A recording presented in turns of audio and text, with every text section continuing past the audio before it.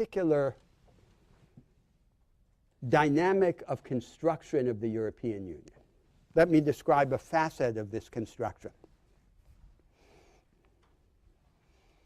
One of the principles of the construction of the European Union is that the power to regulate the forms of social and economic organization is increasingly centralized in the government of the Union.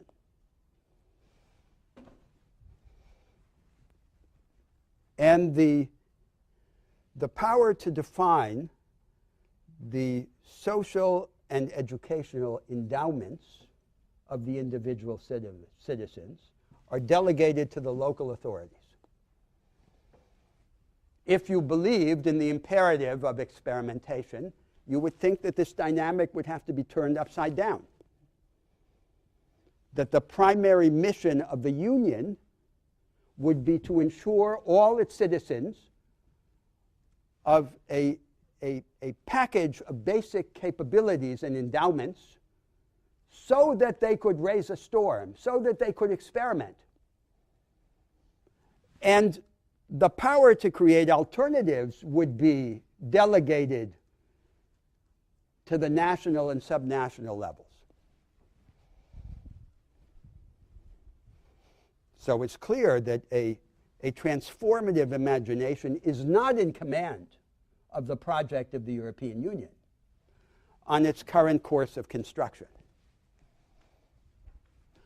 Now let me conclude this introductory class by making a few remarks about what I believe is at stake in this exercise, the difficulty of which I recognize.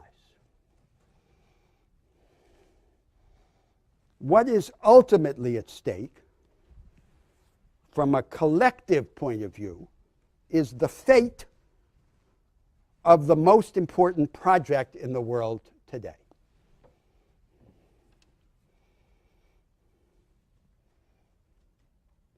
It's this project of lifting the grid of entrenched division and hierarchy that weighs on our relations to one another and diminishes us.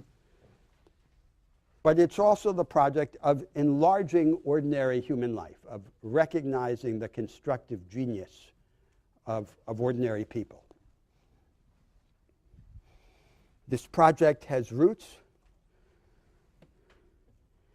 in the salvation religions of the Near East, the Semitic salvation religions,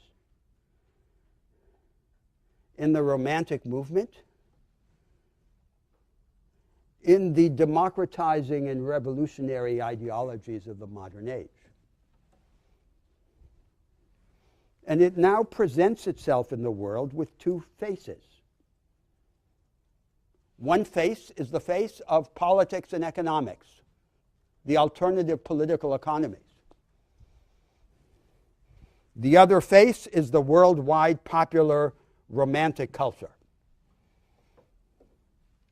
with its message of greatness and adventure for everyone. So the problem is that this project, which is the project that commands greatest authority in the world today, the project that has set the whole world on fire, now seems to be becalmed. It seems to be stopped. It seems to be disoriented. It has immense power, but it doesn't know where to go. That's what's at stake.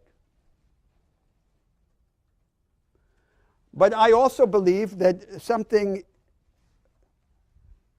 is at stake for the individual as well as for the collective. After all, none of us lives in historical time. We all live in biographical time. And I believe that we have, in such an effort, a personal, moral, and spiritual stake. We pass judgment on the historical circumstance. We're all the playthings of circumstance, of accident, of contingency.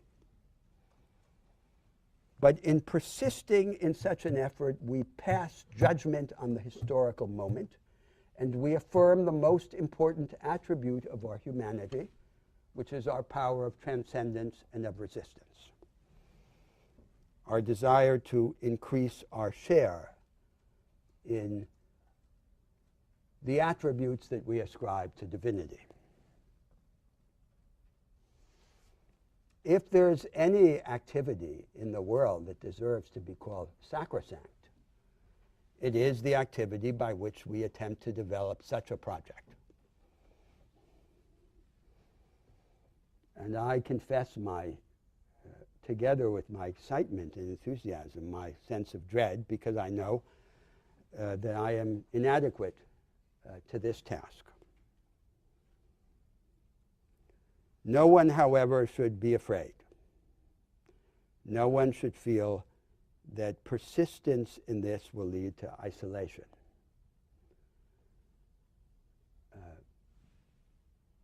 Aristotle remarks in the Nicomachean Ethics that a single sparrow does not make spring.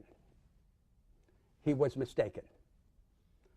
A single person who thinks for himself and speaks for many is a government and a revolution.